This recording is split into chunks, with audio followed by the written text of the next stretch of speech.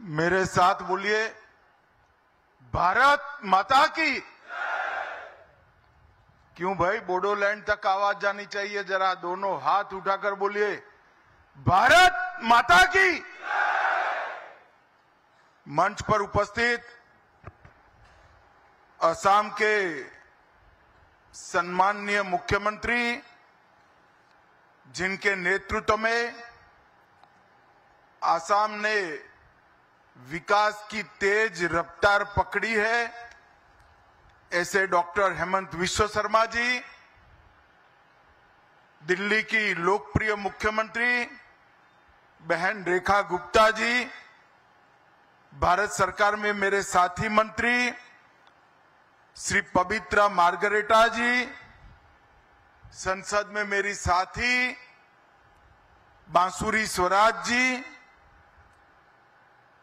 श्रीमान ब्रह्मा जी, मंत्री असम सरकार, ये रोड और प्रतिमा के लिए जिसका सबसे बड़ा योगदान है, ऐसे मेरे मित्र और बोडोलैंड के सीएम प्रमोद बोरो जी, दिल्ली के महापौर राजा इकबाल सिंह जी, मंच पर उपस्थित सभी महानुभाव,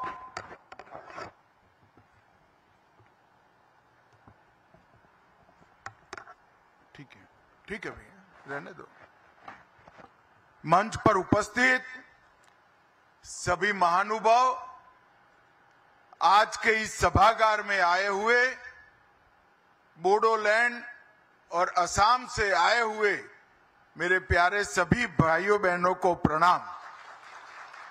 और सबसे बड़ा सामने स्क्रीन पर दिखाई पड़ता है, असम और बोडोलैंड में हजारों हजार की संख्या में बोडोफा के सभी मानने वाले भाइयों को मेरा प्रणाम नमस्कार। आज अपनी जाति के लिए, अपने क्षेत्र के लिए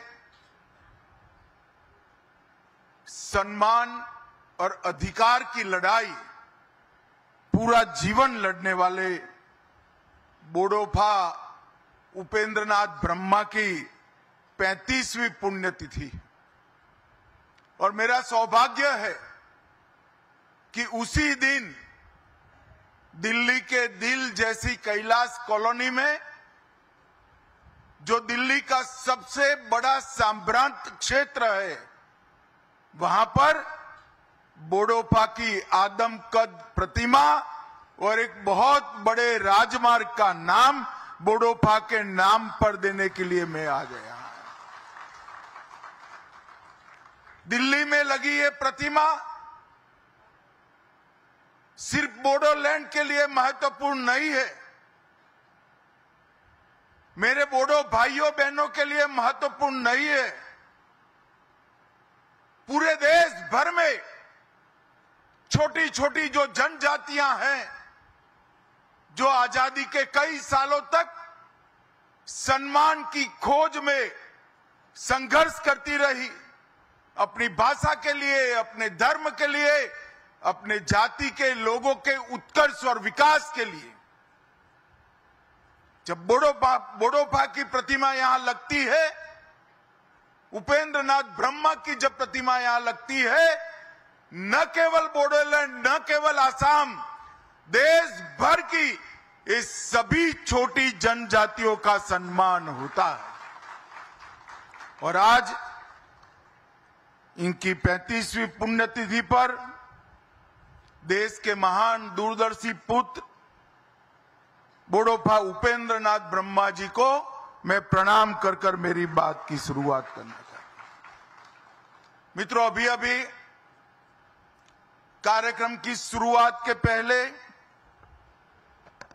हमने पहलगांव में जो आतंक की भेंट चढ़े, जिनका बलिदान हुआ, वो हमारे प्यारे भाइयों बहनों को श्रद्धांजलि दी।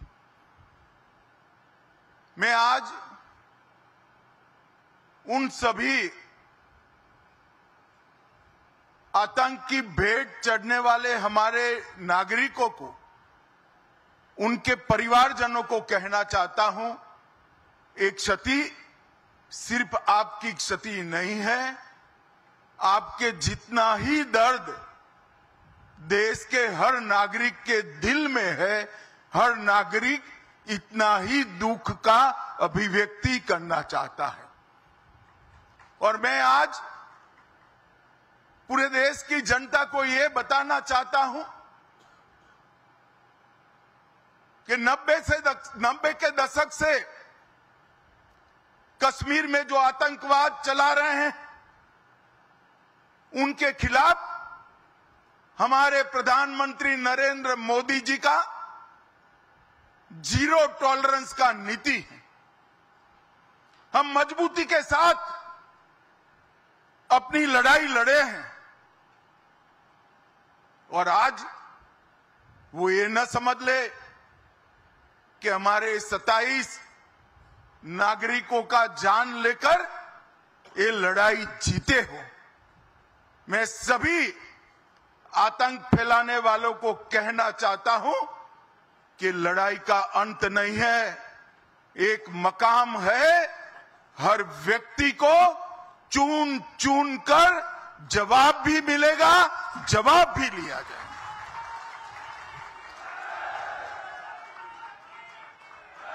नरेंद्र मोदी जी के नेतृत्व में चाहे उत्तर पूर्व हो, चाहे वामपंथी उग्रवाद का क्षेत्र हो, चाहे कश्मीर पर पड़ी आतंकवाद की छाया हो, हर चीज का मजबूती के साथ हमने जवाब दिया है। और अगर कोई एक कायराना हमला कर ये समझता है कि हमारी बड़ी जीत है, तो एक बात मन से समझ लीजिए, ये नरेंद्र मोदी सरकार है, किसी को बख्शा नहीं जाएगा, किसी को बख्शा नहीं जाएगा। इस देश की इंच इंच भूमि पर से आतंकवाद को मूल समेत उखाड़ने का हमारा संकल्प है और वो सिद्ध होकर रहेगा। और इस लड़ाई में न केवल 140 करोड़ भारतीय, पूरी दुनिया भारत के साथ खड़ी है। लामबंद होकर सभी दुनिया के देश एकमुश्त होकर आतंकवाद के खिलाफ ये लड़ाई में भारत की जनता के साथ खड़े हैं। और मैं फिर से संकल्प दोहराना चाहता हूं, जब तक आतंकवाद समाप्त नहीं होगा, हमारी लड़ाई चालू रहेगी। और जिन लोगों ने एक कृत्य किया है, उसका उचित दंड उनको निश्चित रूप से दिया जाएगा। भाइयों बहनों, आज बोडोफा उपेंद्रनाथ ब्रह्मा की 9 फुट ऊंची प्रतिमा का यहां अनावरण किया गया। बोडोफा न केवल बोडोलैंड के लिए, न केवल बोडो जाति के लिए, समस्त आदिवासी समुदाय के लिए सम्मान, पहचान और समान अधिकारों की लड़ाई के लिए जाने जाते हैं। इतने छोटे से कालखंड में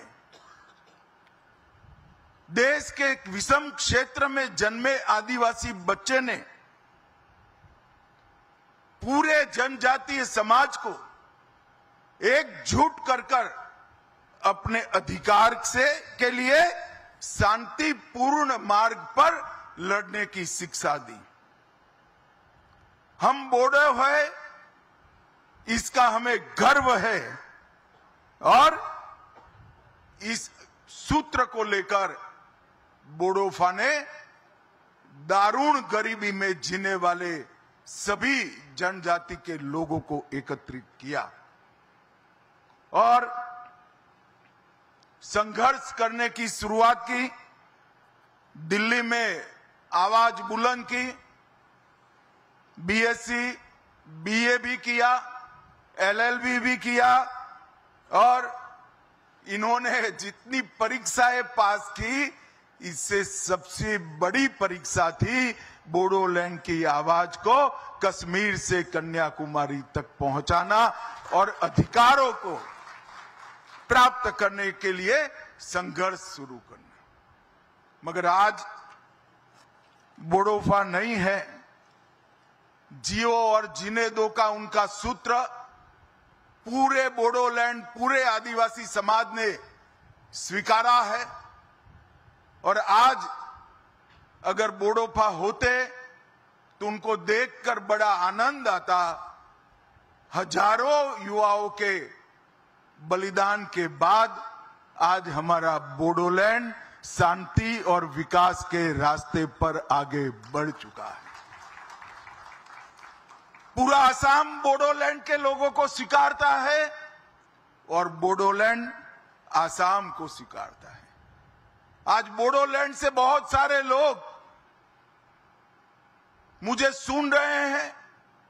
मैं सभी को कहना चाहता हूं कि जरा सी भी इंफीरियरिटी कॉम्प्लेक्स आपके अंदर ना लाइएगा। इस देश पर आपका इतना ही अधिकार है जितना मेरा है। अब बोडोलैंड के युवा अपने अधिकार के लिए लड़ने की जरूरत नहीं है।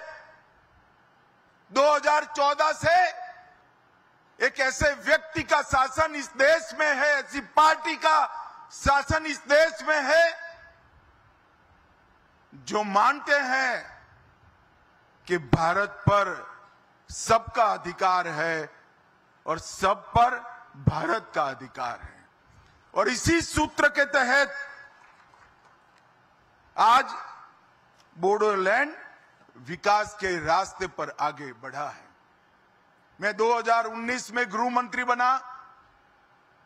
प्रधानमंत्री जी ने नॉर्थ ईस्ट की समस्याओं को कंसंट्रेट करने का कहा। बोडोलैंड के लोगों के साथ चर्चा हुई। प्रमोद जी यहां बैठे हैं। 9 महीने की विशद चर्चा के बाद 2020 में बोडो एग्रीमेंट हुआ और सभी लोग हथियार डालकर आज मेन स्ट्रीम में शामिल हो चुके हैं। मगर देश भर के जनजाति समाज को मैं कहना चाहता हूं, भारतीय जनता पार्टी की जो सरकार है वो जो समझौते करती है इसका पालन भी करती है। भूतकाल में कई ऐसे समझौते हुए जिसका पालन भी आज हम कर रहे हैं। उन्होंने नहीं किया अपने समय में, मगर मैं बोडो वासियों को बताना चाहता हूं, बोडोलैंड वासियों को बताना चाहता हूं कि आपसे जो समझौता हुआ उसके 96% मुद्दे हमने क्लियर कर दिए हैं। और हेमंत जी यहां बैठे हैं। हेमंत जी आज निर्णय कर जाइए कि असम में चुनाव के पहले 100% मुद्दों को हम क्लियर कर देंगे। ये नरेंद्र मोदी सरकार का, ये भारतीय जनता पार्टी की सरकार का एक बहुत बड़ा भेंट है असम के लोगों को, नॉर्थ ईस्ट के लोगों को। हमने 20 से ज्यादा समझौते किए हैं। नॉर्थ ईस्ट में हमारे कॉल पर 10,000 से ज्यादा लोग हथियार छोड़कर मेन स्ट्रीम में आए हैं। और ये 20 से ज्यादा समझौतों की एवरेज निकाले तो 78% बातों की पूर्ति ये 3-4 साल में भारतीय जनता पार्टी की मोदी सरकार ने कर दी। यही बताता है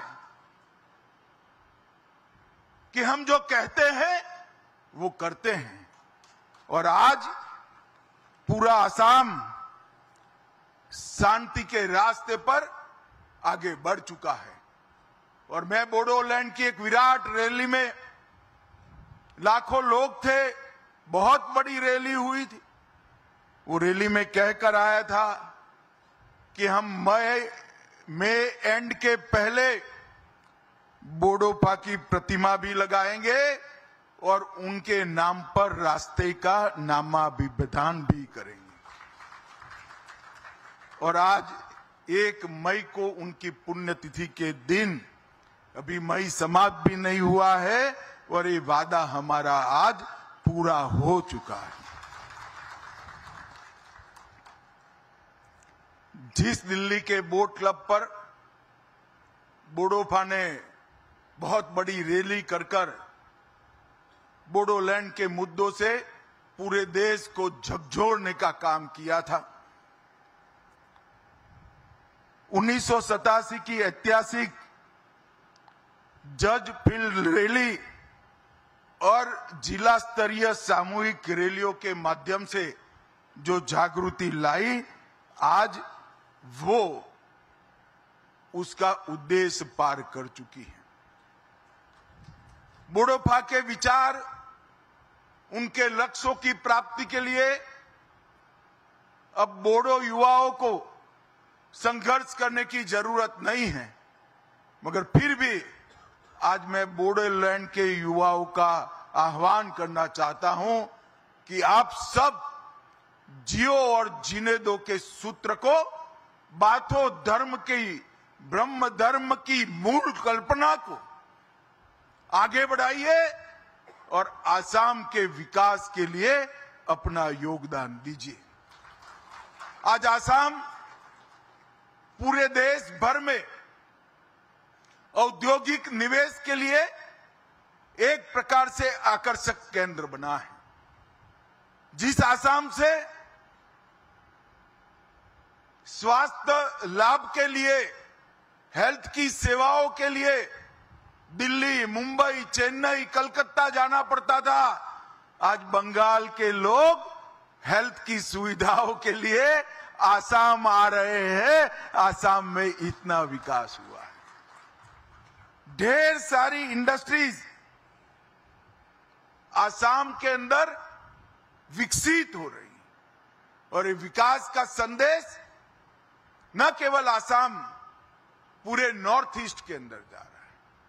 आज मैं नॉर्थ ईस्ट के लोगों को भी कहना चाहता हूं, हमारे नॉर्थ ईस्ट में 220 से अधिक जातीय समूह हैं, 160 से ज्यादा जनजातियां हैं, 200 से ज्यादा भाषाएं और बोलियां हैं, 50 से ज्यादा यूनिक त्योहार है, 30 से ज्यादा पारंपरिक नृत्य की शैलियां हैं और 100 से ज्यादा स्वादिष्ट व्यंजन भी वहां बने हैं, और 70 से ज्यादा हैंडीक्राफ्ट भी है। और आसाम और नॉर्थ ईस्ट का साहित्य जिनको परिचय है, वो सभी लोग मानते हैं कि नॉर्थ ईस्ट की संस्कृति, आसाम की संस्कृति सिर्फ नॉर्थ ईस्ट और आसाम के लिए महत्वपूर्ण नहीं है, भारत की संस्कृति का सबसे अनमोल गहना हमारी नॉर्थ ईस्ट की ट्राइबल संस्कृति है। और इसको आज बाथो बोराई के आशीर्वाद से देश भर में हम प्रसारित और प्रचारित करने का काम कर रहे हैं।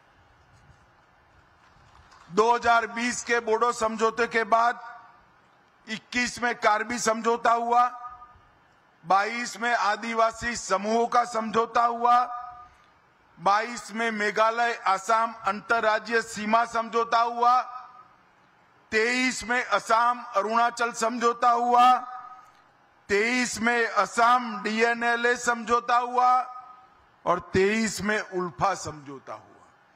10,600 से ज्यादा युवा हथियार डालकर आज कोई पंचायत का सदस्य बना है, कोई सरपंच बना है, कोई जिला पंचायत का सदस्य बना है, कोई अपने ट्राइबल समिति का सीएम बना है। ये सारे लोग आज मेन स्ट्रीम में आए हैं और मैं मानता हूं कि 10,500 से ज्यादा जो लोग मेन स्ट्रीम में आए हैं वो देश की ताकत बढ़ाता है। मोदी जी ने आसाम और नॉर्थ ईस्ट के विकास के लिए ढेर सारे काम करे हैं। मोदी जी एकमात्र ऐसे प्रधानमंत्री है जो प्रधानमंत्री बनने के बाद 50 से ज्यादा बार नॉर्थ ईस्ट जाने का रिकॉर्ड अगर किसी ने बनाया है तो हमारे मोदी जी ने। बोडोलैंड जैसे दुर्गम क्षेत्रों में भी मोदी जी 4-4 बार गए। ये बताता है कि छोटी छोटी जनजातियों को मिलकर बना हुआ हमारा नॉर्थ ईस्ट देश का बहुत बड़ा महत्वपूर्ण अंग है। और मैं आज नॉर्थ ईस्ट वालों को कहना चाहता हूं, आपकी संस्कृति भी अनमोल है और आपकी ताकत भी अनमोल है। पूरे नॉर्थ ईस्ट को अगर मिलाकर देखे तो उत्तर प्रदेश से बड़ा भूभाग हमारे नॉर्थ ईस्ट का है और सबसे ज्यादा वन संपदा कोई एक क्षेत्र में है तो नॉर्थ ईस्ट के लिए। नॉर्थ ईस्ट पूरे देश की ताकत बने और पूरे देश की ताकत नॉर्थ ईस्ट के विकास के लिए लगे, ये लक्ष्य लेकर मोदी सरकार चल रही है। आज बोडोफा उपेंद्र नाथ ब्रह्मा जी की पुण्यतिथि पर अपने 35 साल के छोटे से जीवन में जो उन्होंने जनजाति समूहों के लिए, बोडो समूह के लिए किया है, इसको श्रद्धांजलि देने के लिए एक 9 फुट की बड़ी प्रतिमा और एक मार्ग का नाम रखने का जो कार्यक्रम है, इसके लिए मैं बोडोलैंड और आसाम के सभी वासियों को बहुत बहुत बधाई और शुभकामनाएं देना चाहता हूं। और अंत में फिर से एक बार बोडोफा ने कहा था, संगठित होइए, संघर्ष करिए, शांति का मार्ग न छोड़िए और जियो और जीने दो के सूत्र पर चले, उसको हम पकड़ कर रखें। यही अभ्यर्थना। वंदे मातरम। भारत माता की जय।